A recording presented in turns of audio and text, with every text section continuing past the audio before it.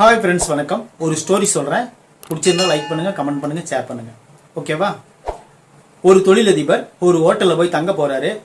அப்போ அந்த ஹோட்டல் முதலாளி நீங்கள் மேலே தங்க போகணுன்னா அட்வான்ஸாக 500 ரூபா கொடுக்கணும்னு சொல்கிறாரு. உடனே அந்த தொழிலதிபர் 500 ரூபாயை அவர் கொடுக்குறாரு.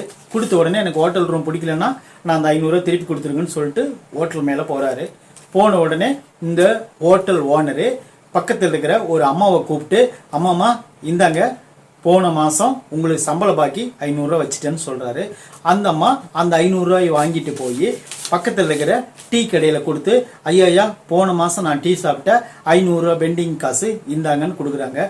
உடனே அந்த டீ கடைக்காரரு உடனே எடுத்துகிட்டு போய் பால் பண்ணை உரிமையாளர்கிட்ட போன மாதம் நான் பால் வாங்கின பாக்கி இந்தாங்க 500 ரூபான்னு கொடுக்குறாங்க. அதை அவர் வாங்கிக்கிறாரு.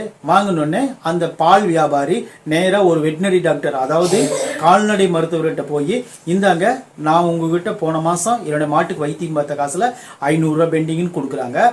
அந்த வெட்டினரி டாக்டர் அந்த காசை வாங்கிட்டு நேராக என்ன பண்ணுறாரு, ஹோட்டல் முதலாளிகிட்ட போய், போன மாதம் எங்கள் ரிலேஷன் வந்திருந்தப்ப உங்கள் ஹோட்டல் ரூம் எடுத்து தங்கணும், அப்போ 500 ரூபா பெண்டிங் ஆச்சு, இந்தாங்கன்னு அந்த ஹோட்டல் ஓனர் கொடுக்குறாரு.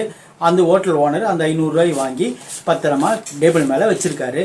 மேலே சுற்றி பார்த்துட்டு இருந்த அந்த தொழில் அதிபர் கீழே வந்த உடனே, எனக்கு இந்த ஹோட்டலில் ரூம் பிடிக்கல, நான் வேற ஹோட்டலுக்கு போகிறேன்னு சொல்லிட்டு போகும்போது அந்த 500 ரூபாயை அவர்கிட்ட திருப்பி கொடுத்துட்றாரு.